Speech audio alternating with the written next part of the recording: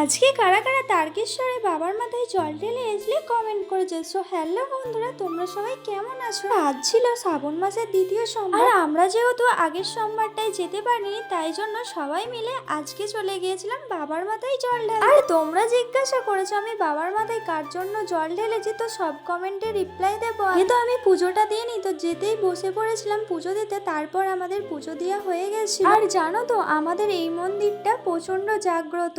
সবাই বলে এই মন্দিরটা নাকি পাতালপুর, মানে মাটি থেকে উঠেছে স্বয়ং ভোলানাথ। আর বাবা বুড়ো শিবের কাছে যে যা মন থেকে চায়, বাবা কাউকেই কোনোদিন ফেরায় না। তোমরাও একবার চেয়ে দেখতে পারো। আর মন প্রাণ দিয়ে ভক্তি ভরে ডাকলে বাবা কোনোদিনই কাউকে ফেরাবে না। মন্দিরে গিয়ে এই পুচকু সোনার সাথে আমার দেখা হয়ে গেল। ওর মা যেহেতু পুষ্পাঞ্জলি দিচ্ছিল, তাই জন্য ও কাঁদছিল। আর আমি সেই সময় ওকে কোলে নিয়ে একটু বুলাচ্ছিলাম। তারপর ওকে দিয়ে আমরা বাড়ি চলে এসেছিলাম। এবার বলি আমি বাবার মাথায় কার জন্য জল ঢেলেছি। তো আমি কারোর জন্যই জল ঢালিনি। বাবার মাথায় জল ঢাললেই যে শিবের মতো বর পাওয়া যাবে এরকম কোনো ব্যাপার। যেমন কর্ম করবে ভগবান তোমাকে তেমন ফল দেবে। আর দেখো আমার দিদা এখানে খই বাচ্ছে, কারণ আর কিছুদিন পরে যেহেতু আমাদের মনসা পুজো, আর এই খইগুলো আমাদের বাড়িতে প্রয়োজন, আর তার জন্য এই খইগুলো বাছা হচ্ছে। তো চলো আমি এখন যাবো একটা জায়গায়। আজকের মতো এখান পর্যন্ত।